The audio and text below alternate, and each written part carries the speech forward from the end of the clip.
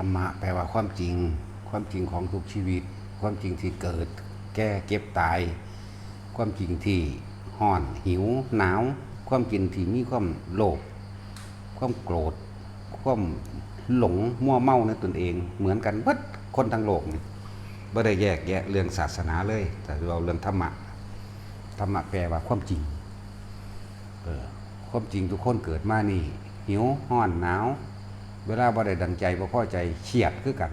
เกลียดเหมือนกันโกรธเหมือนกันหรือลุ่มหลงมั่วเมาในอำนาจหรือธรรมดาศักดิ์ลุ่มหลงมั่วเมาในทรัพย์สมบัติตนเองลุ่มหลงมั่วเมาในลูกหลานตนเองพ่อแม่ตนเองพี่น้องตนเองนะ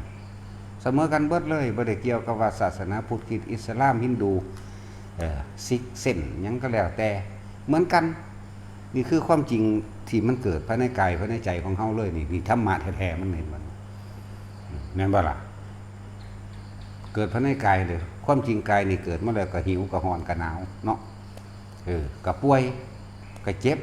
ปวดหัวเก็บแขวเหมือนกันแล้วเวลาน้ำแท่งก็เจ็บคือกันกินน้ำร้อนก็ร้อนคือกันอาบน้ำเย็นก็เย็นคือกันนี่แม่ธรรมะนะไม่ได้เลือกศาสนาเด้นี่แหละ เวลาคนที่เฮาหักตายจากหรือเป็นป่วยหรือตายจากหรือถูกรังแกทำลายเสียใจเหมือนกันโกรธแค้นแทนกันแต่มันถูกทำลายก็เลยเนาะนี่แหมความจริงแหมความจริงของความรู้สึกของแต่ละคนนี่เรียกว่าธรรมะนะความรู้สึกนี่มีโกรธมีเกลียดมีเขียดมีแค้นมีอาฆาตนี่ก็ธรรมะธรรมะฝ่ายอาธรรมโกรธเกลียดแค้นส่วนสัตว์ธรรมมันจะยากอยู่ดอก ความจริงหรือละความโลภความโกรธความหลงนี่มันยากอยู่ต้องฝึกบอกเลยว่าทั้งโลกนี่อยู่ใต้กฎเดียวกันใต้กฎความบ่จีรังยั่งยืนใต้กฎความร้อนใต้กฎความหนาวต้องได้รับสภาพเดียวกันทั้งเบิดเมื่อหิวเมื่อร้อนเมื่อหนาวบ่แม่นว่าศาสนาอื่นๆเอามือไปจุ่มน้ำร้อนมันบ่ร้อนเด้ร้อนคือกันคือความรู้สึกนี่เหมือนกันนั่นแหละอันนี่คือความจริงส่วนความเสื่อเป็นเรื่องของความคิดเห็นเป็นเรื่องการวางความเห็นนั่นแหละจึงบอกว่าที่เพิ่นว่าเพิ่นย่นลงมาสั่นๆในเกี่ยวกับธรรมะแล้วคือกายกับใจกายเหมือนกันหิวร้อนหนาวเหมือนกันใจก็มีความรู้สึกรักโลภโกรธหลงเหมือนกันแม่นบ่ล่ะทั้งสั่นตัวแต่คนที่เฮาฮักตายให้น้ำคือกันนั่นแหละแน่ความรู้สึกด้วยนะแต่คนเฮาฮักบ่ให้บ่มันมีอยู่บ่ออกจากพูดถึงธรรมเด้อ พูดถึงที่สุดแห่งธรรมคืออยู่เหนือกรรมอยู่เหนือธรรมอยู่เหนือสิ่งทั้งปวงแล้วยกจิตบ่คิดบ่นึกแล้วว่ายกจิตออกสู่อารมณ์ทั้งหลายแล้วนั่นบ่มีความหลักความอะไรแล้วแต่ว่าเห็นความเป็นไปเห็นความเป็นเช่นนั้นเห็นความเป็นธรรมชาติเห็นตาก็ว่าไปเข้าใจซึ่งยอมรับในเหตุและปัจจัยทั้งหลายปฏิจจสมบัติก็ว่าไปนี่พวกนี้บ่ให้พวกนี้ธรรมดามันบ่หนีมันบ่แม่นแนวสิหลีกเลี่ยงได้นี่คือความตายนั่นบ่ล่ะบ่แม่นผู้ใดสิหลีกเลี่ยงได้บ่มีผู้ใดสิพ้นจากสิ่งนี้ได้เมื่อเกิดแล้วก็ต้องตายเนี่ยเพิ่นจึงว่าย่นลงมาเหลือละกายกับใจกายก็หิวเหมือนกันนั่นแหละแม่นบ่ล่ะสั่นตัวใจก็คือความรู้สึกเหมือนกันนี่แหละโกรธเกลียดแค้นแสงขิ้นชั่งเหมือนกันนั่นแหละนอกจากผู้ฝึกแล้วอีกอย่างนึงนั่นแหละ ส่วนเรื่องสวรรค์นรกก็เหมือนกันบ่ได้แยกเด้บ่มีผู้ใดมารับบาปแทนไผได้เด้เพราะเขาบ่เข้าใจคำว่าบุญกับบาปบุญคือความสงบเย็นภายในใจเจ้าของเองบาปคือความเร่าร้อนและกังวลในความรู้สึกเจ้าของเองเหมือนกันอันเกิดก็จากความคิดแล้วว่ามีพระเจ้ามารับบาปแทนหรือไถ่บาปเป็นไปบ่ได้เพราะนั่นเป็นความเสื่อหรือความเข้าข้างตัวเองที่ว่ามีผู้นั้นผู้นี้มารับบาปหรือไถ่บาปให้เนาะเพราะเขาบ่เข้าใจคำว่าความรู้สึกค คนเฮาเคยเห็นอันใดอันหนึ่งไว้มีความรู้สึกผิดว่าผิดจริงมันก็ฝังอยู่ในความรู้สึกนั่นแหละนั่นว่าล่ะในทางดีก็เหมือนกันมันก็ดีใจปลื้มใจในความรู้สึกเดียวกันนี่แหละบุญกับบาปคือความรู้สึกดูในตัวนี้ที่มันรับรองเอาไว้นี่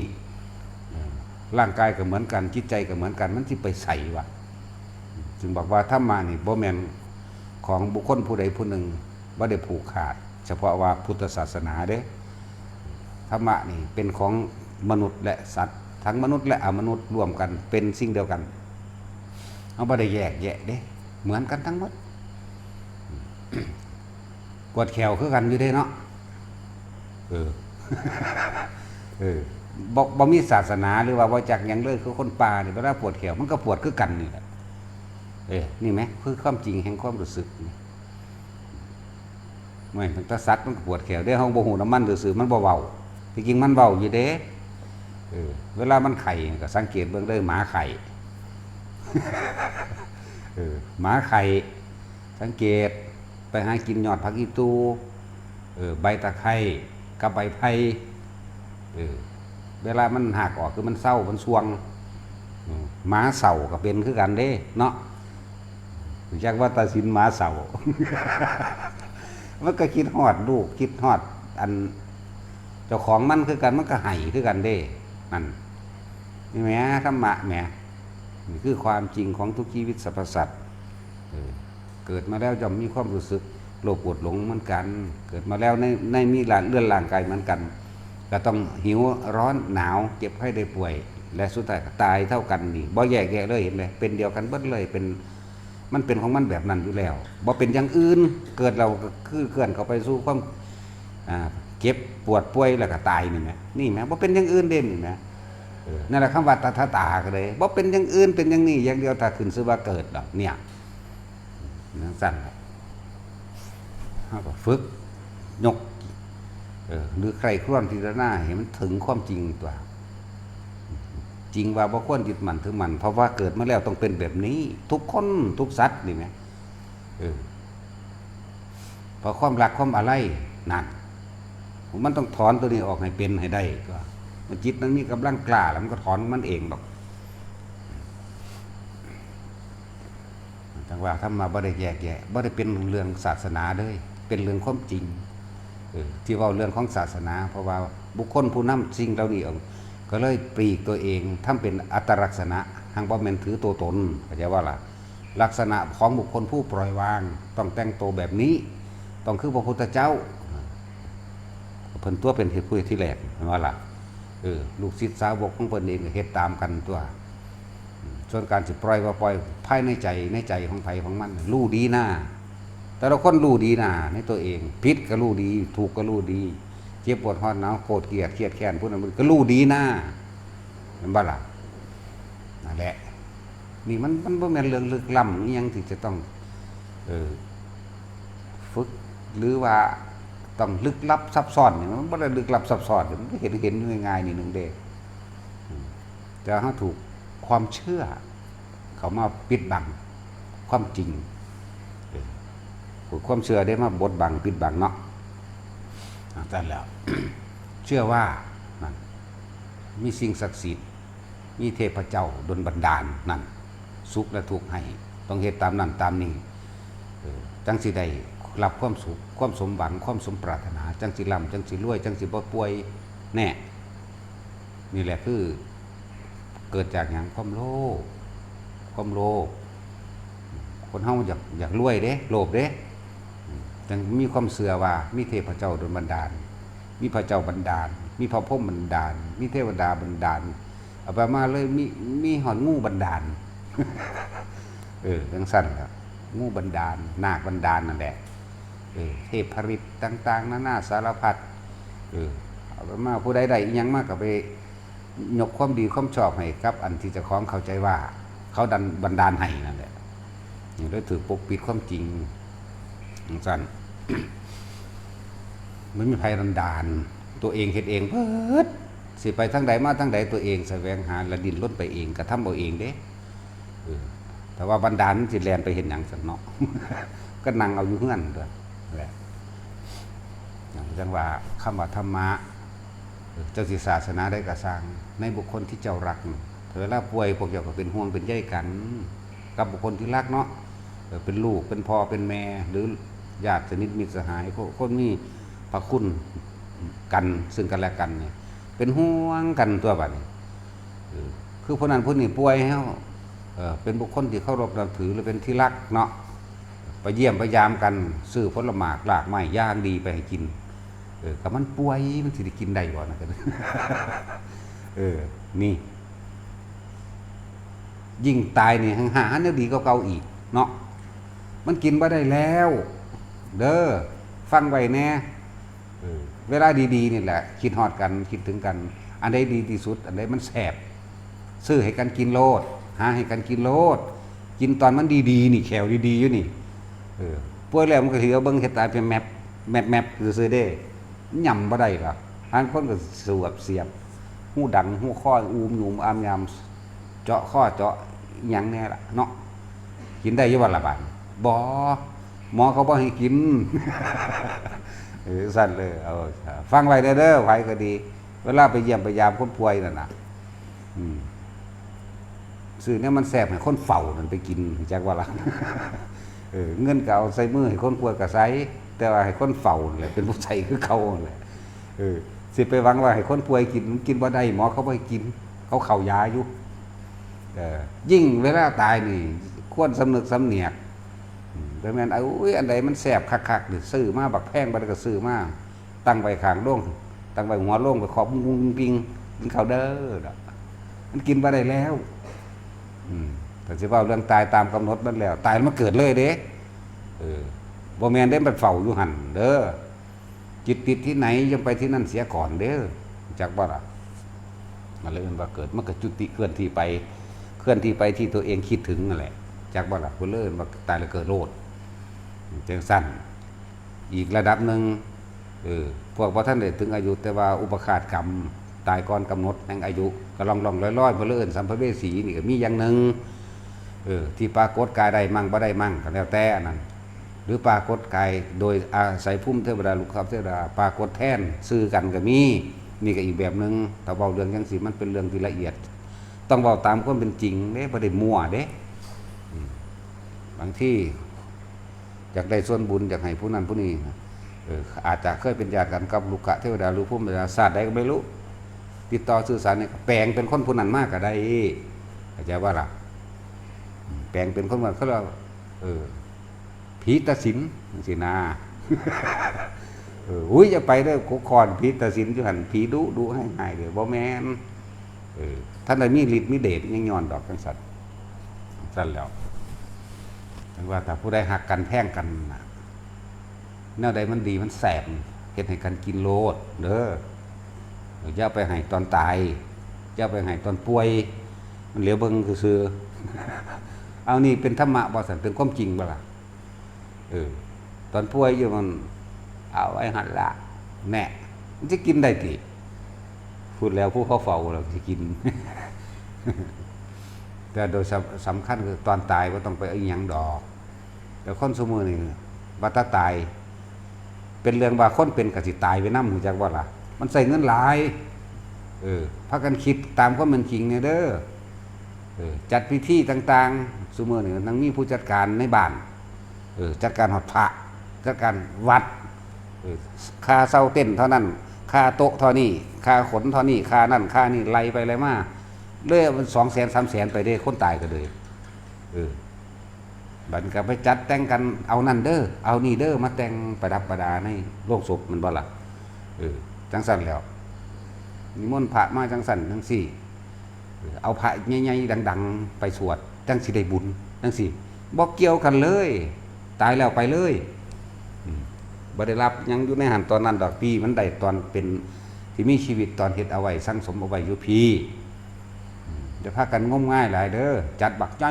ให้ยิ่งใหญ่จังซั่นจังซี่เราผู้ตายสิได้บุญนั่นน่ะก็เบิ่งตอนเป็นนั่นแหละเขาเฮ็ดหยังเข้าใจว่าล่ะเบื้องตอนเขาเป็นเขามีชีวิตนี่มัดเขาวัดเขาว่าฟังธรรมบ่มีน้ำใจมักซอยเหลือคนบ่หรือมักเว้าพื้นคนหรือมักอิหยังที่รังแกสัตว์และเบียดเบียนผู้อื่นข่มเหงผู้อื่นบ่พี่เด้มันบ่ได้แม่น ตอนตายเราสิขนหั่นขนไห้ตามนั่นเด้เปรียบเทียบเลยเอาพระโมกพระอันคือจังพระอัญญาโกณทัญญานี่ผู้ใดไปทำชาพนิกิจศพเพิ่นเดินสร้างได้เลยเป็นผู้เผาแน่เพิ่นคือเป็นพระอรหันต์อยู่เนาะแม่นบ่ล่ะคือบ่ได้มีอีหยังเพิ่นนี้ออกจากหมู่เพราะว่าเพิ่นเป็นเรียกว่าเพิ่นเป็นพระเถระผู้เฒ่าแล้วนะเกรงใจพระโมคคัลลาภาษาลิบุตรอ่อนกว่ากันนั่นบ่ล่ะ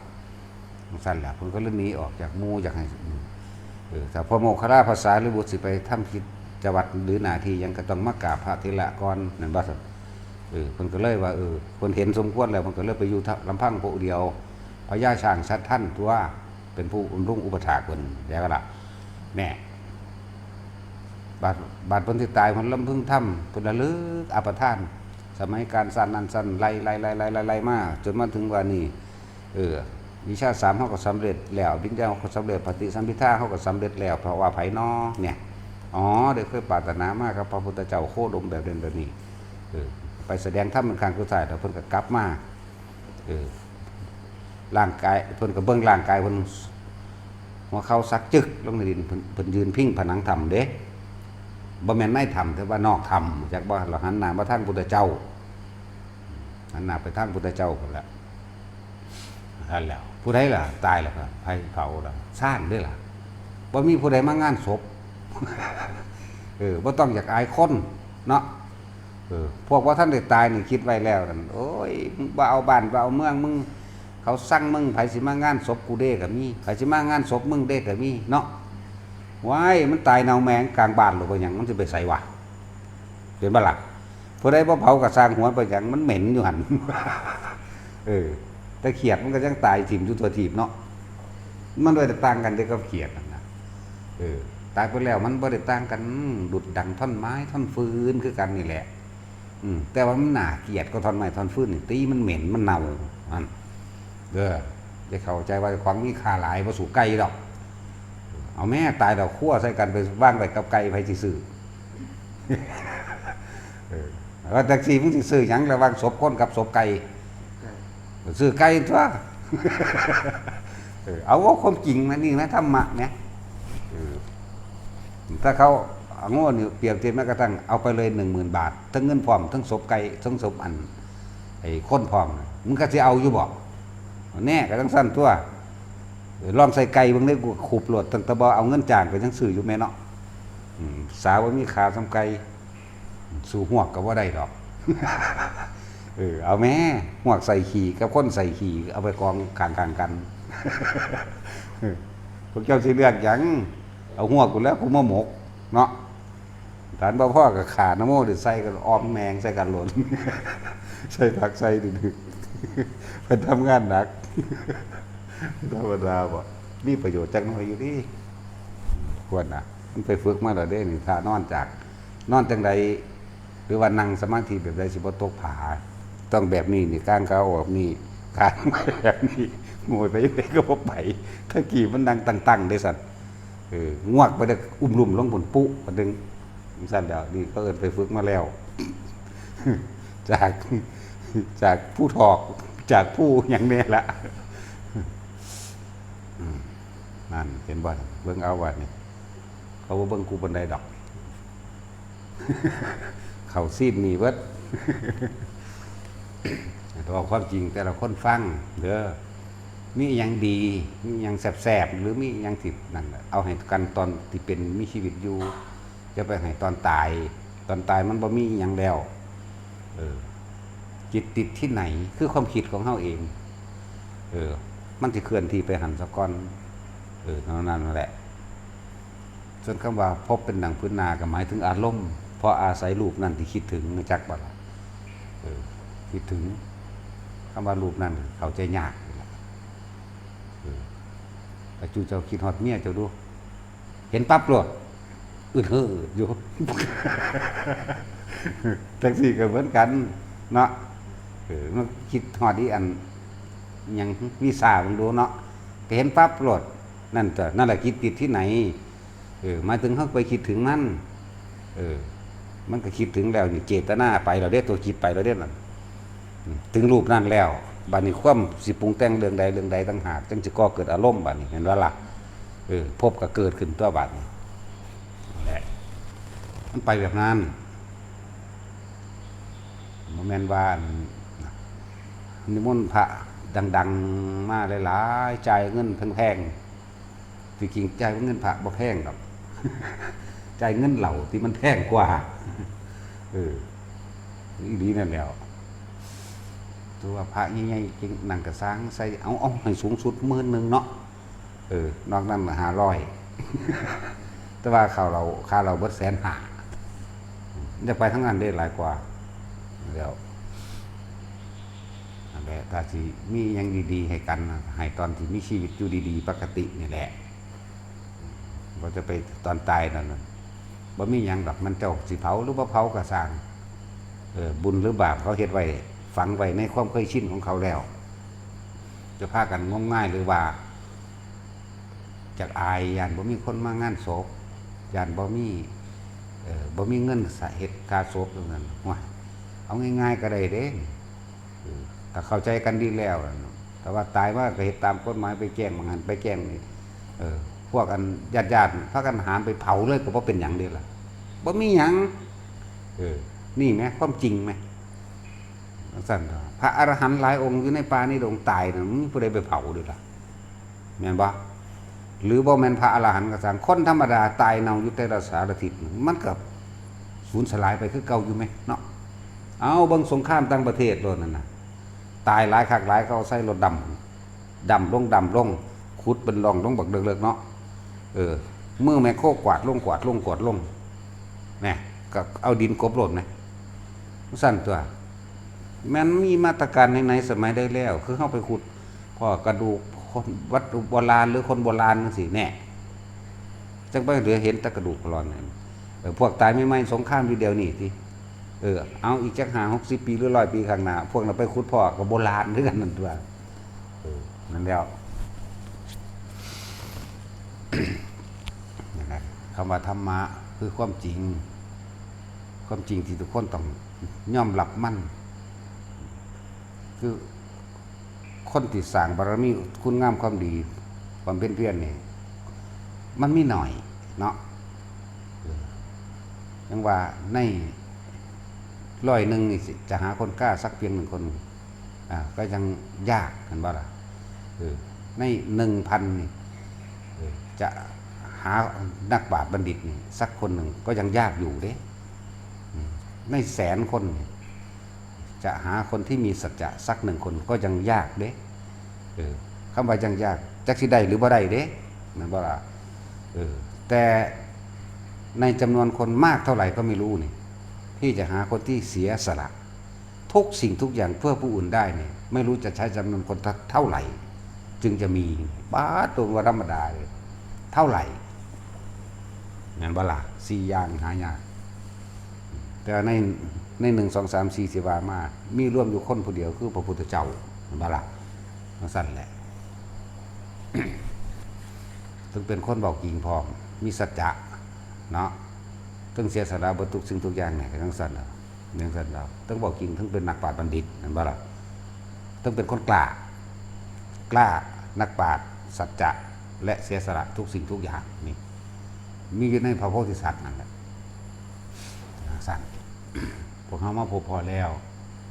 ให้นึกเขามาถึงความจริงของเจ้าของเองนึกถึงเขาระวังกายเจ้าของเองกับระวังใจของเจ้าของเอง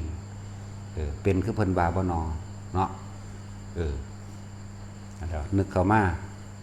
ตั้งแต่เกิดมานี่หิวห้อนหนาวเจ็บไข้ป่วยปวดแขวปวดหัวถือน้ำห้อนลวกก็ห้อนคือกันเด้เนาะศาสนาอื่นๆก็ห้อนคือกันเด้ถ้าสิเว้าเรื่องศาสนาแต่ถ้าเฮาเว้าเรื่องความจริงของทุกชีวิตสรรพสัตว์แล้วถือน้ำห้อนลวกก็ห้อนคือกันถ้าเป็นหมาก็เงยง้างไปเลยคือกันถ้าเป็นคนก็โอกอากจมดาไปทั่วทีบย่างไปหัวตำใหม่ก็เก็บหัวคือกันเด้บ่มีผู้ใดมารองรับความเจ็บปวดให้เฮาได้เนาะพระเจ้าพระพรหมบ่ได้เจ็บนั่นคือความเชื่อแต่ว่ามันมีจริงมันให้ตำหาแมงหยังเนาะคือบ่บอกกูจังซั่นแหละนี่แหละให้ทุกคนได้ความจริงคักๆ บ่ให้ไปเอาความเสื่อมากบเกลื่อนนี่หยังหลอกลวงตนเองเฮ็ดหยังเที่ยวเวียนว่ายแต่เกิดโดยความหลอกลวงนี่ตัวลวงตนเองล่ะความบ่รู้มืดบ่ได้เอิ้นอวิชชาปิดบังความจริงซั่นแหล้ว เหมือนกับพวกตะกี้สมัยพุทธเจ้าอยู่นะเขาพระพรหมกับสิ่งศักดิ์สิทธิ์หรือเทพเจ้านั่นนี่เด้เขาถือเอาตะกี้มันเป็นเครื่องดลบันดาลว้ายก่อนนั้นถือว่าเป็นเรื่องพระยาภูริทัตนั่นเด้ซั่นเพิ่นโปรดเอาน้องอริตกะน้องเพิ่นนำฆ่าคนผิดเป็นแสนๆมั้ยหมู่นาคนั่นแหละเป็นแสนๆเพิ่นก็มาแก้ตัวนี้ให้เห็นบ่ถ้าว่าพระพรหมมีจริงแสดงว่าพระพรหมนี่เป็นคนที่บ่มีเมตตาอย่าเว้าจังนั้นเถียงกันเด้ถ้าว่าบ่มีเมตตาเราจะสร้างคนให้คือมีแขนขามาได้จังไดนี่คือมันเข้าข้างความเห็นบ่จริงนั่นบ่ล่ะก็พระพุทธทัตเว้าขึ้นแต่ว่าพระพรหมมีเมตตา แสดงว่าเมตตาด้วยการลำเอียงพระพรหมขาดอยู่ขาดกรุณาขาดแต่ว่าเมตตาเนี่ยคือแสดงว่าเมตตาด้วยการลำเอียงเหมือนบ่แต่ว่ากรุณาแต่ว่ามุทิตาพระพรหมแสดงว่าบ่มีอุเบกขานะเพราะว่าเข้าข้างเฉพาะคนที่บูชาเจ้าของความหมายของเพิ่นคือมันบ่มีจริงมันบ่อาจสามารถที่โดนบันดาลได้จริงบัดเพิ่นถามขึ้นว่าเราสร้างคนพิการมาเฮ็ดหยังนั่นตอบได้บ่ล่ะบ่ได้ก็ไม่รู้นั่นอริตกะตอบก็ไม่รู้แน่พระพุทธเจ้าคันรู้บัดนี้เพราะสัตว์โลกเป็นไปตามกรรมเพราะได้กระทำกรรมให้กับคนอื่นไว้อย่างไรย่อมได้รับผลของกรรมนั้นสืบไปไม่ใช่ว่าผู้ใดผู้หนึ่งถ้าว่าพระพุทธไทยบาปให้ได้นั่นนี่ได้แล้วคนผู้นั้นคือว่าแข็งขาเน่าขึ้นมาเองสำหรับคนพิการตาบอดและหูหนวกนั่นเราสร้างคนจนมาเฮ็ดหยังนั่นแสดงว่าพระพุทธมุนีว่าอาจสามารถโดนบันดาลได้ตัวแม่นบ่ล่ะแล้วพวกนี้คือรวยพวกนี้คือจนนั่นสั่นแหละนี่ก็คิดเบิ่งเอาด้วยแต่ว่ามันโดนบันดาลใดบุคคลผู้ใดก็สวดมนต์หรือขอร้องอ่อนวอนโดยการทำพิธีต่างๆผู้ใดก็เฮ็ดเป็นแต่คนทุกคนเดี๋ยวนี้ถ้ามันเฮ็ดเป็นแล้วมันได้ตามที่เฮ็ดได้ตามที่สิขอบ่มีคนถูกจากคนเลยเนาะเสมอกันเบิดเด้ถ้ามันขอเป็นคือกันนะนั่นแหละคนถึงบอกว่าพวกพราหมณ์ทั้งหลายขี้ขาดตาขาวให้กินกับโคตรโง่แต่งเรื่องเล่าต่างๆแล้วก็แบ่งแยกชนชั้นมาเพื่อรังแกข่มเหงกันถือว่าหลักสั้นตัวว่าวันนะว่าแต่ของเป็นพราหมณ์อันเกิดจากขี้ไข่พ่มว่ามันเพียงใดพ่มแสดงว่าพ่มมันสกปรกเนาะมันจึงมีขี้ไข่ มันบ่ค่อยอาบน้ำเป็นว่าตัดสิน พ่มมันบ่ค่อยอาบน้ำตัวยังมีขี้ไข่ กาแฟดิลีเด้ส่วนมากเรื่องสีขี้ไฟเขาตะกี้บ่ค่อยอาบน้ำเด้เบิ่งรถเบิ่งหัวเขาเนี่ยบ่ค่อยซักเนาะม่วนผมขึ้นไหมสกปรกเด้แม่นบ่ซั่นเฮาก็เบิ่งแน่ซุมื้อนี่ก็ยังเห็นอยู่แถวเมืองพระนครศรีเขาปฏิบัตินั่นดีอยู่เด้ดีในระดับหนึ่งว่าเขาบ่ไปสร้างบาปสร้างกรรมแต่เขาติดความสงบแม่นบ่ล่ะพวกศาสนาเช่นพวกเปื่อยจังซี่เขาติดความสงบเขานึกถึงความสงบจิตสุดท้ายว่าสุดท้ายเขาก็ไปเป็นพรหมอยู่เด้อบ่ได้แม่นว่าบ่ดีแต่ว่าเขาขาดอนิจจังทุกขังอนัตตาคือปัญญาเข้าใจบ่ล่ะเขาถึงมองหันเขาไปนั่งตามภูเขาหิมาลัยตามน้ำแข็งเขานั่งได้เป็นเดือนๆเด้จังซั่นล่ะเขาก็ได้เป็นพรหมอยู่ดอกแต่ว่าบ่มีปัญญาคือบ่รู้แก่นจริงตามความเป็นจริงเขาไปยึดถือเอาในความสงบอันนั้นว่าเป็นที่สุดแห่งทุกข์แล้วมันสุขอีหลีได้ล่ะในความสงบตัวนั้นน่ะแต่ถ้ายึดทุกข์อยู่นั่นก็ยึดทุกข์ไปนำกันเมื่อภายหลังนั่นแหละแม่นบ่ยึดก็ได้อยู่แล้วล่ะเพราะว่าบ่รู้ที่เขาเจ้าเอามาเว้าเป็นสำนวนสำโวหารอย่างผมลูกฟักลูกเฟกอย่างนั้นเพราะว่าบ่เข้าไปเห็นความเป็นอนิจจังทุกขังอนัตตาแม้ความสงบก็ไม่เที่ยงแม้ความสงบก็ไม่จีรังนี่ก็บ่เห็นเขานี่เห็นมันเป็นจีรังแต่มันเที่ยงแท้ต้องสงบแบบนี้เขายางลุยไฟเขาก็ยางได้เขายางน้ำหนามเขาก็ยางได้เขานั่งเขาอดเขาเป็นเดือนๆเขาก็อดได้เพราะว่าเขาอาศัยปิติเป็นอาหาร คือจังเฮาแล้วมาหยังละระเดบองจันหยังนั่นตะกี้นั่งเป็น5 ปี 6 ปีเห็นบ่จังซั่นแต่ว่าถึกการแกล้งซื่อๆดอกอันนั้นบ่เป็นความจริงอยู่ประเทศเนปาลเนาะหยังละมะนั่นนะก็ไปใส่ซื่อให้เขาว่าเป็นพระพุทธเจ้าน้อยมั่งก็เรื่องพุทธเจ้ากลับชาติมาเกิดมั่งโอ้ยพวกสันดานหมานี่เขาบำเพ็ญเพียรสร้างพุทธะรู้จักบ่พวกนักวิทยาศาสตร์ก็เอานั่นเอาไปนี่ไปหนีบว่าได้อาหารจากพลังงานแสงอาทิตย์ทำปฏิภาคครับอากาศสั้นนั่นสั้นนี่พร้อมครับสิ่งแวดล้อมโดยต้นไม้มั่งโดยโอ้ยมันคือว่านังเนี่ยมันได้คือเขามึงอยากหูไหมเนาะแล้วก็เอาไปวิจัยวิจารณ์ไปยืนยันไปตัดสินเอาไปมาหาเรื่องให้เล่าว่ะนี่แล้วหาว่าเล่าทำลายลูกศิษย์ทั้งสั่นทั้งสี่พระโพธิสัตว์กับเวียงสารวะพระโพธิสัตว์เพื่อนนั้นบ่แม่นพระพุทธเจ้าน้อยยังเขาว่าแล้วยังแน่ละน้อยแต่จะว่าแม่นกับแม่นตัวเนาะเขาปรารถนาสิเป็นบ่ท่านได้เป็นใหญ่ซื่อจังซั่นแต่มาบ่งจันอยู่ในขั้นตอนการบำเพ็ญความคล่องแคล่วว่องไวนี่คือให้ของในพวกอิทธิบาทฌานภาวนาจากบ่ล่ะเรื่อยๆว่าชานิพุทธะในขันนั้นขันชานิพุทธะสุคือจังอันพุทธเจ้าก่อนเพิ่นคือเรียกว่าอะไรกะวะหังบ่แม่นอะไรแบบเศร้าโศกนะเวลาก่อนเพิ่นสิเข้าพระนิพพาน42 แสนโกฏสมาบัติผู้ใดสิไปเฮ็ดได้ปานนั้นแต่บ่คล่องอีหลีเนาะป้าตัว42 แสนโกฏบัดนี้แหมเฮาก็บ่ฮู้ดอกเฮาก็อ่านเอานำพระอนุรุทธะพระอนุรุทธะเป็นผู้เว้าเฮาก็เว้าเป็นนำเพิ่นนั่นแหละจักสิเว้าจริงบ่จริงดอกว่าเฮาก็บ่เห็นนั่นแหละหลายอย่างอยู่ดอกที่พวกเฮาบ่ฮู้จักความจริงคนที่สละทุกอย่างนั่นแหละคือพระโพธิสัตว์นั่นก็แม่น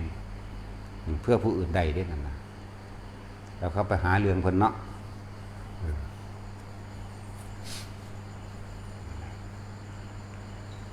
ความจริงที่ทุกคนต้องนำมา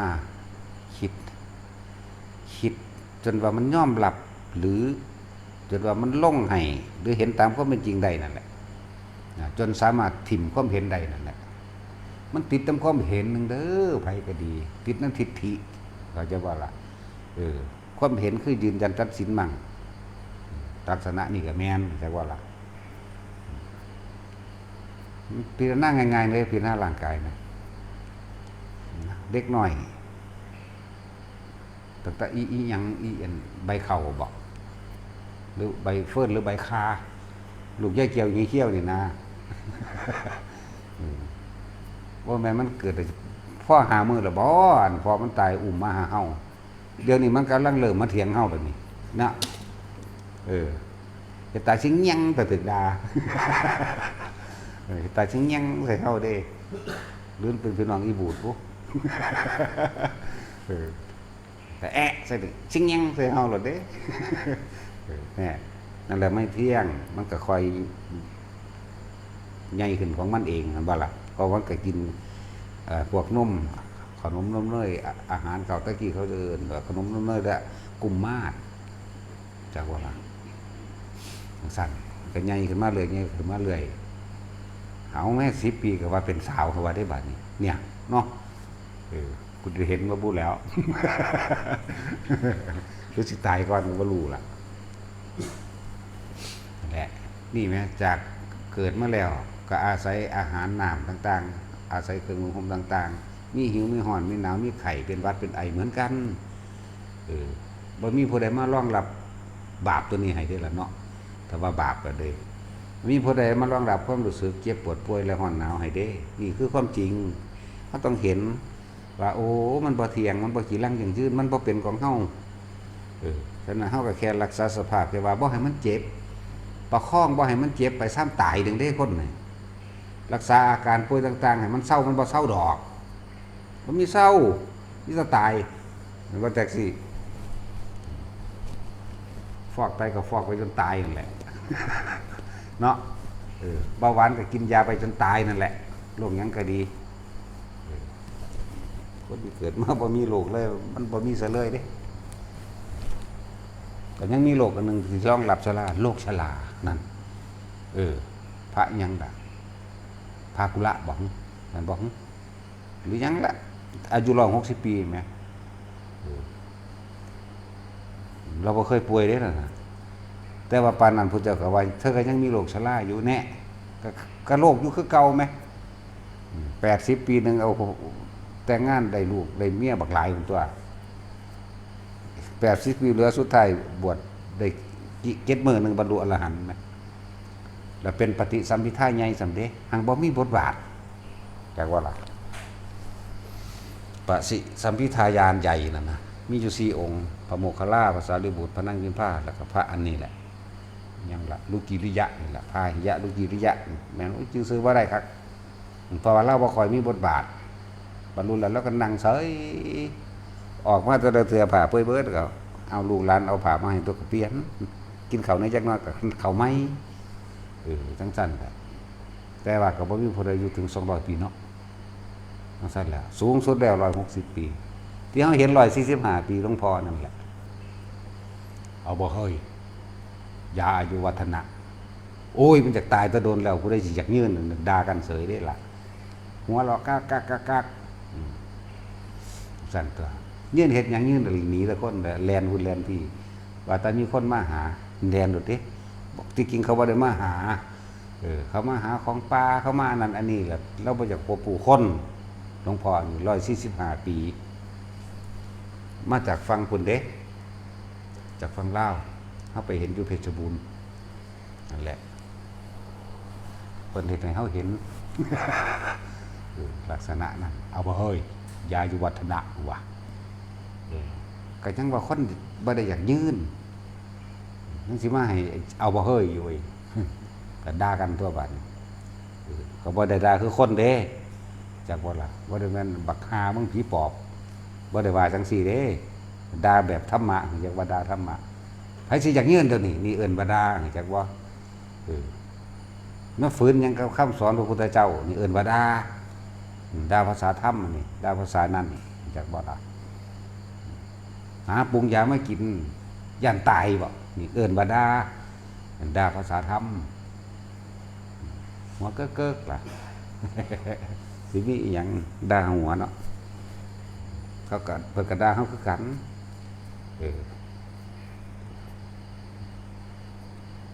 อยากตายไปหยังจังซี่ครับเพิ่นก็ด่าแม่นบ่ล่ะอยากตายไปตาย ก็กวนกันแจ๊กว่าสั่นแหละ เคยมีลึกลับก็นั่นเคยมีตาปลาขาวถามว่าอายุเท่าใดแล้ว 3,000 ปีสั่นเกิดก่อนพระพุทธเจ้าอีกคือบ่ไปฟังธรรมเพิ่นบ่ ญาติบรรลุเบิ่งดูนี่นั่นก็มีเห็นบ่นี่ญาติบรรลุพะนะโอ้ยผู้หนึ่งมันอยากบรรลุอยู่ผู้หนึ่งว่าญาติบรรลุ 1,000 กว่าปี 2,000 กว่าปีแล้ว 3,000 ปีเพิ่น 3,000 ปีบ่เมื่อยกินข้าวบ่ก็ถามอยู่เด้ล่ะบ่ว่าอยากอยู่เห็นลูกไปนานๆโดยตายผมแน่ๆนึงว่าเลย คือว่าล่ะเขามีวิธีของเขาอยู่เนี่ยนอกเรื่องเลยเรียกว่านี่นอกเรื่องไปแล้วนี่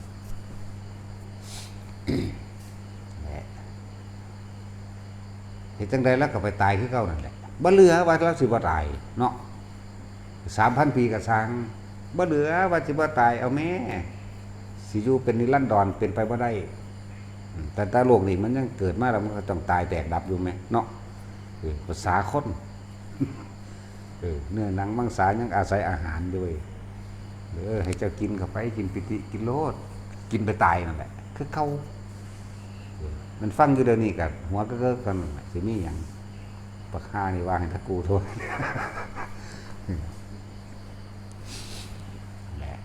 นี่คือความจริงของทุกชีวิตสรรพสัตว์เกิดแก่เจ็บตายเสมอกันเบิดบ่เลือกมาทั้งมนุษย์และอมนุษย์เลยได้นี่เว้ามานี่ถ้าว่าอมนุษย์ก็ต้องแยกให้ฟังอีกว่าพวกแล้วก็ตั้งสัตว์นรกก็เอิ้นอมนุษย์เมื่อไปเกิดในนรกแล้วมันก็เบิดอายุจากนรกเลยว่าตายจากนรกเหมือนกันเข้าใจว่าล่ะ มันไปเกิดเทวดามันก็ตายจากเทวดาเหมือนกันจักสิไปไสนั่นแล้วภาษายังก็เมามนุษย์อายุตั้งไว้สูงสุดก็100 ปีเนาะหังบ่มีผู้ใดพอ200 ปีดอกอันนั้นพวกบ่แม่นมนุษย์พวกผีบ้าซั่นบ่ก็ยอมรับความจริงจักว่าล่ะนั่นแหละเบิ่งคิดดีๆพวกอันจังว่าพวกคนตายจังซี่จะไปเสียเงินเสียทองหยังถึงขนาดเชิญแขกผู้มีเกียรติแน่หรือซื้อเสื้อผ้าหน้าแพร่หรืออาหารดีๆไปตั้งไว้หน้าโรงหรือเคาะโรงบอกเอาพระมาแล้วรับสินเด้อบัดนี้บ่แม่นบ่มีทางโมโหตอนนั้นมันลงนรกเลยมันโลภหวงนั้นหวงนี้บ่อยากปันลูกปันหลานหรืออันนั้นนี่ก็ภัยก็แล้วแต่เป็นคนบ่ทันเฒ่าก็ดีมันก็ลงไปเลยอวดอ้างยศถาบรรดาศักดิ์และสมบัติมันก็ไปเลยไปใส่เดรัจฉานถ้าผู้ที่นึกถึงเคยได้ถวายนั่นถวายนี่สังฆทานก็ไปเลยคือกันเทวดาเลยสั่นตัวแต่คนที่ตายนึกถึงองค์ชาตินิดหน่อยก็พ้นมาโลกเลยสั่นแล้วแต่ผู้อรหันต์น่ะบ่มีปัญหาดอกว่างไปเบิดแน่นั่นแหละว่าทุกเสื้อศาสนาถ้าเอาธรรมะเข้าไปปฏิบัติแล้วสิเป็นหนึ่งเดียวกัน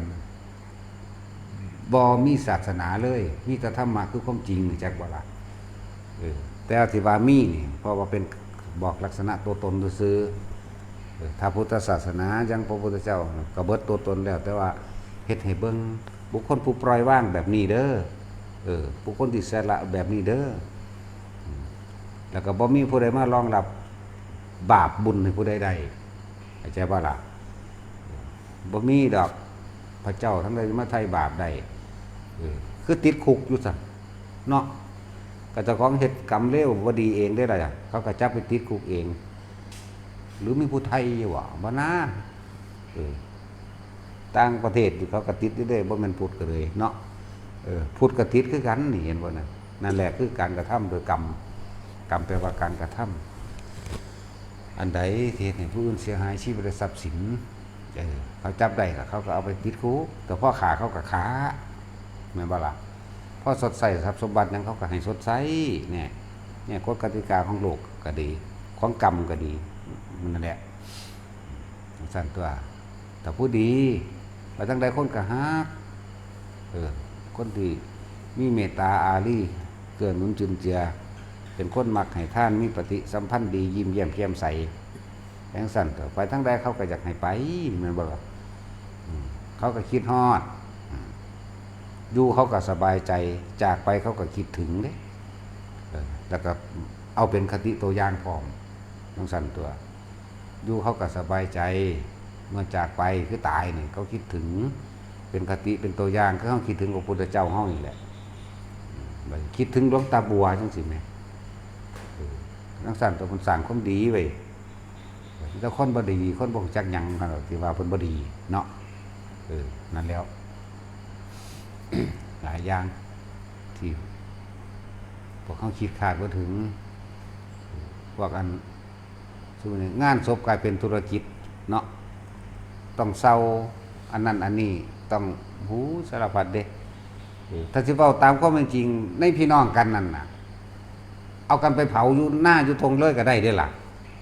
บ่ได้เกี่ยวกันเลยว่าสิได้บุญบ่ได้บุญนั่นน่ะบ่ได้เกี่ยวมันได้มันเป็นหยังเป็นตอนที่เป็นพี่เด้ตอนที่มีชีวิตอยู่พี่เด้เจ้าสิไปทางใดก็ถ้าเบิ่งความคิดสุดท้ายแต่ว่านั้นมันบ่มีไผรู้บัดนี้นอกจากตัวเองรู้ในตนเองแม่นรู้แล้วก็มาบอกไผบ่ได้แต่ว่าไปสวรรค์ก็บ่ลงมาบอกมื้อนึงเขามันก็50 ปีแล้วเอาถ้าสวรรค์สันต่ำแม่นบ่ล่ะสมมุติว่าไปอยู่ในสวรรค์จักมื้อนึงก่อน50 ปีล่ะโอ้คิดถึงผู้นั้นเด้มาบ่ทั้งลงนรกล่ะเจ้ายังไปบอกกันเนาะ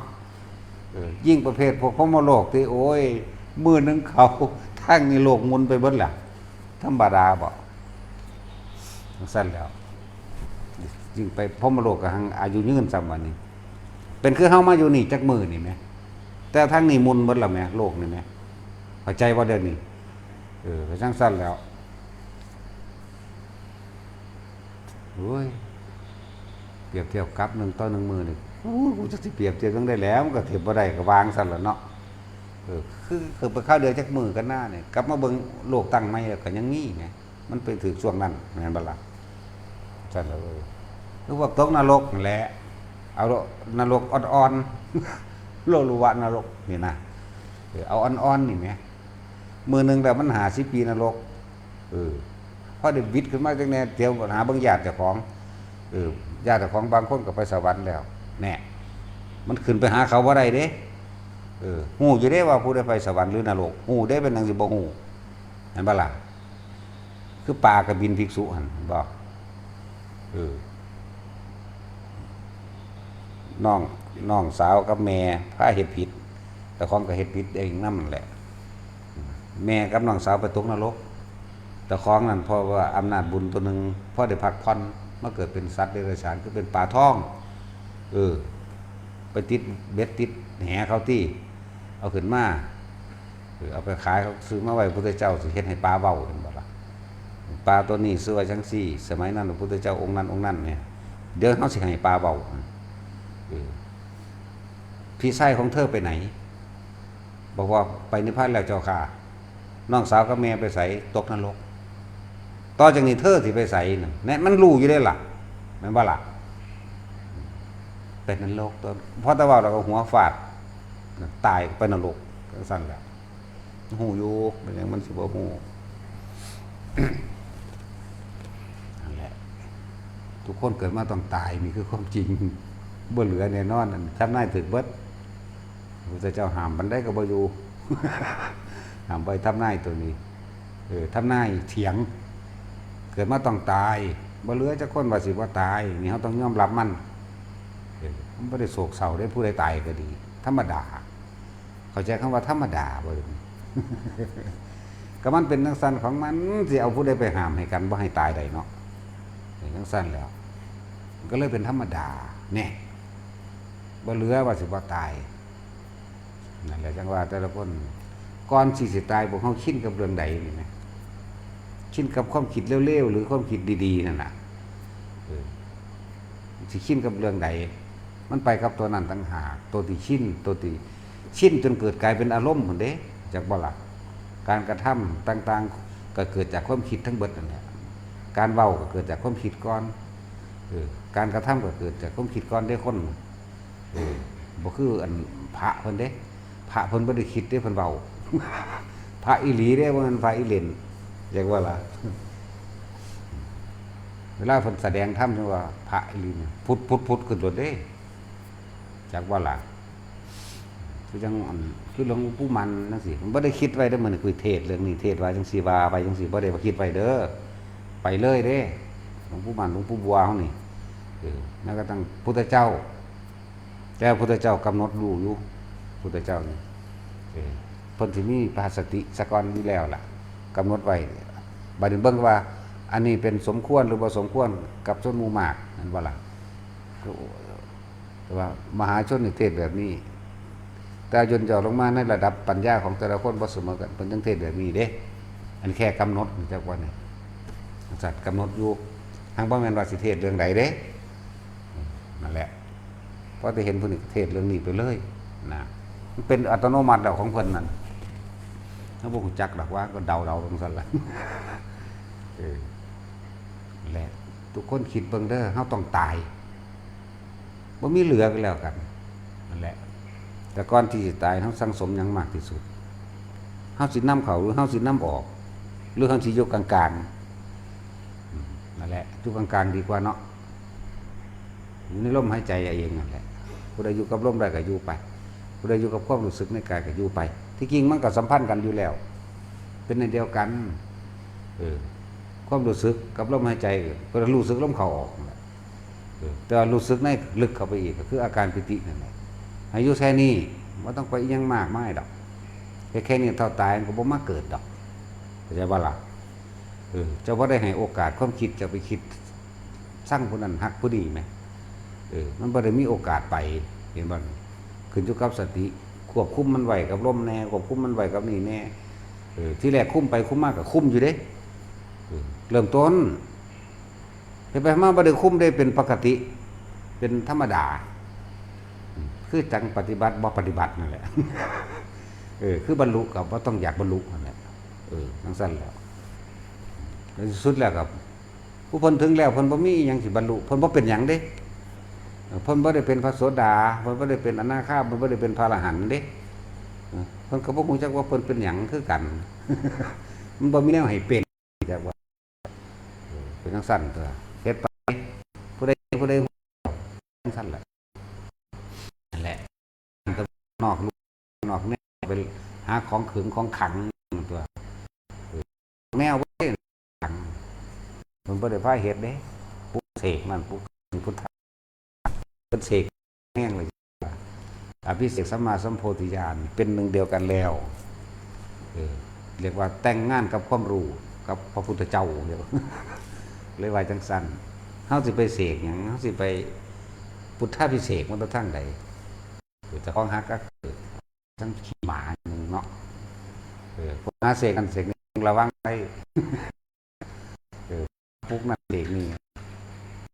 นั่นแหละผู้ใดอยากพ้นก็มาสู่นะเด้อมันบ่มีผู้ใดพ้นได้พระพุทธเจ้าแท้ๆเพิ่นก็ยังบ่ได้เฮ็ดให้ผู้ใดพ้นได้เพิ่นแต่เป็นแค่เพียงผู้บอกทางเพิ่นทิ่มความร่ำรวยและอำนาจยศถาบรรดาศักดิ์มหาศาลออกมาเพิ่นเป็นกษัตริย์ธรรมดาเพิ่นก็เป็นอยู่เอาในกรุงกบิลพัสนี่ถ้าเพราะนั่นเพิ่นสิเป็นเรียกว่าจักรพรรดิซ้ำบัดนี้เป็นกษัตริย์ของโลกทั้ง4เด้มันเป็นธรรมดาบ่จักรพรรดิเพิ่นก็ยังถิ่มมาแม่นั่นแล้ววันนี้สิเอาเพิ่นมาว่าหยังให้เพิ่นมาเสกความร่ำรวยให้คนติเพิ่นรวยแท้ๆเพิ่นก็ยังถิ่มสหชาติที่เกิดพร้อมกันคุ้มทรัพย์ทั้ง4นี่มีนี่มีแต่เฮ็ดให้คนอยู่ดีกินดีก็เอาท่องไปแจกก็ได้ตัวแต่เพิ่นเห็นแล้วเขาบอกความโลภของคนน่ะพ่อบ่เป็นแม่นบ่ล่ะจะเอาทองมดท้องฟ้านี่ให้ที่จะให้ทุกคนพอใจในคำว่าพอเนี่ยไม่มีเนี่ยเพิ่นก็บ่ให้ตัวว่าซั่นแล้วบ่แม่นของเลิศของประเสริฐนั่นเหมือนกันแต่ว่าซั่นเพิ่นก็เอาทรัพย์สมบัติให้ลูกเพิ่นตัวพระราหุลเพิ่นคือเอาธรรมะดิเนาะนี่เป็นของประเสริฐนี่แหละบุคคลที่รักเพิ่นก็เอาธรรมะนี่เลี้ยงให้กับบุคคลที่รักเพราะว่าลูกเพราะว่าพ่อเพราะว่าแม่เพิ่นได้บัดเพราะว่าเมียของนั้นจังซั่นตัวเอาธรรมะได้อันประเสริฐได้สูงสุดให้ไหมบ่ได้สมบัติให้ได้ปานนั้นเอามาเฮ็ดรุ่นนั้นรุ่นรวยไม่เลิกหลวงพ่อทันใจว่าซั่นหลวงพ่อทำใจอธิษฐานก็ไปมึงก็ทำใจมึงอยู่หั่นรออยู่หั่นล่ะมึงถ้าได้อยู่บ่พวกบิดเบนเปลี่ยนแปลงคำสอนบ่ทำลายธรรมทำลายความจริงอย่าไปสนใจเด้อพวกมันบิดเบียนความจริงได้นั่นน่ะบ่ต้องมาตัวดอกว่าเป็นกุศโลบายมันคือกุศโลหอกตึงแท่งอยู่ของที่เนาะผู้ใดก็ขอเป็นนั่นบ่ผู้ใดก็บวงสรวงเป็นมันก็ได้ถึงตัวถ้าว่ามันถ้ามันได้ตามนั้นถ้ามันได้จริงๆผู้ใดก็เฮ็ดเป็นกระทับเจ้าของตายเบิดละโลกนี่บ่เหลือดอกเพราะความโลภของคนพ่อบ่เป็นเด้ทับเจ้าของตายเบิดแล้วยิ่งประเภทว่าหลวงพ่อทันใจหลวงพ่อร่ำรวยหลวงพ่อโชคลาภอย่างนี้แล้วกันเลยบ่แม่นความจริงเบิดมันจักอย่างเพิ่นบ่ได้อุบัติขึ้นมาเพื่อสิมาเฮ็ดผู้ใดร่ำรวยได้ยศถาบรรดาศักดิ์เพิ่นบ่ได้อุบัติมาเพื่อสิคนรักคนหลงเด้อุบัติขึ้นมาเพื่อให้คนเห็นความจริงเกิดแก่เจ็บตายเป็นธรรมดานี่แหมบ่ควรเข้าไปยึดมั่นถือมั่นในสิ่งทั้งหลายทั้งปวงเพราะทั้งหลายทั้งปวงหาความจริงลังอย่างยืนบ่ได้ผู้ใดเข้าไปยึดก็เป็นทุกข์กับความบ่จริงลังอย่างยืนคืออนิจจกรรมอนัตตานี่แหมอันแหมคิดให้มันรอบคอบเด้อตั้งแต่กี้ปู่เฮาก็เห็นอยู่ย่าเฮาก็เห็นอยู่พ่อใหญ่เฮาก็เห็นอยู่แม่ใหญ่เฮาบ่เห็นเพิ่นตายบัดนี้เพิ่นไปไสตายแล้วสั่นตัวต่อมาก็พ่อแม่ตายน้องตายนี่เห็นว่า ความตายนี่บ่น้องก็ตายก่อนอีกเกี่ยวกันบ่ละบาดความตายว่าเกิดก่อนหรือเกิดหลังเนาะน้องตายหลานตายนั่นก็ยังมีนะแม่มันหาก็เกิดเพิ่นก็เลยมันยังตายได้แต่ว่าเฮาเห็นเป็นธรรมดาเบิดบ่มีความโศกเศร้าอะไรหยังสิสะเทือนใจรุนแรงนี่ก็หลวงตาบัวตายนี่แหละอันนั้นสะเทือนแม่อันนั้นวืดขึ้นเลยอันนั้นมันเป็นเอาเองอันนั้นมันบ่ได้เป็นอย่างใดมันเป็นเอาเองอันนี้สะเทือนแห้งอันนี้นั่นแหละบ่ได้ว่าอันผู้อื่นๆตายขึ้นน้องตายก็ซื่อๆอยู่หลานตายก็ซื่อๆผู้ใดตายก็ซื่อๆเบิดนั่นแหละสะเทือนแน่คือผู้มีพระคุณย่าตายพ่อใหญ่ตายจังซี่พอผู้ตายนั่นน้อยโพดสงสัยสินั่งอยู่ในอ่างน้ำมั้งตามอยู่มันสั่นแล้วแต่เห็นอยู่ภาพเพิ่นตายเขาเอาบุญกฐินวะแห่กฐินเมาเหล้ามาอาบน้ำนั่งอยู่ข้างองค์ยกมือพะวอขึ้นนั่นแหละก็สะบั้นตายในหันแหละแน่ก็ซื่อๆอยู่เห็นที่หลังนั่นมันสั่นแล้วพอยังตายนี่ก็เห็นอยู่ลักษณะนั้นก็โศกเศร้าอยู่หากว่ามันโศกเศร้าแบบนั้นเพราะมันแบบนั้นนะมันสลดสังเวชซื่อๆอันนี้แต่ที่เป็นนักคือหลวงตาบัวตายนี่แล้ว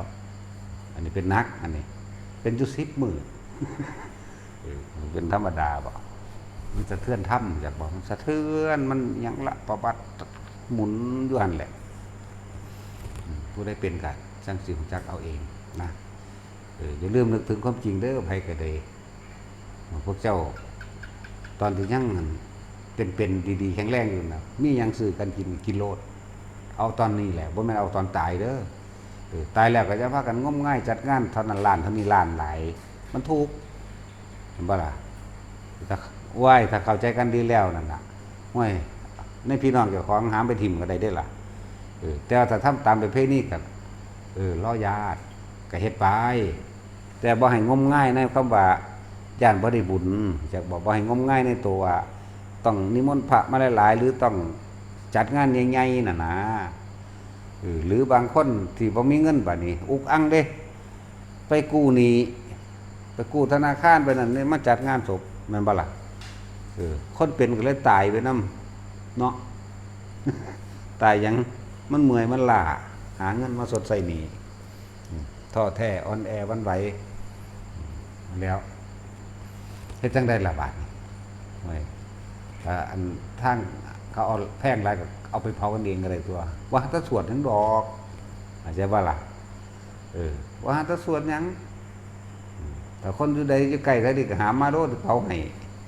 ถ้าจักให้สวดพระอยู่นี่เป็น100สวดได้เบิดนั่นแหละบ่ให้เสียจักบาทได้เงินพร้อมเนาะสงสารตัวก็อีหลีนี่แล้วผู้ได้ตายเฮาก็เอาอันนั้นอันนี้ไปให้ซอยเขาแน่ผ้าก็เอาไปเงินก็เอาไปถ้ามีเนื้ออยู่เนื้อกินก็เอาไปได้ล่ะแต่เฮาบ่ไปสวดดอกเพราะว่าเขาบ่เอามาให้เฮาสวดก็สิสวดเฮ็ดหยังก็นี่เด้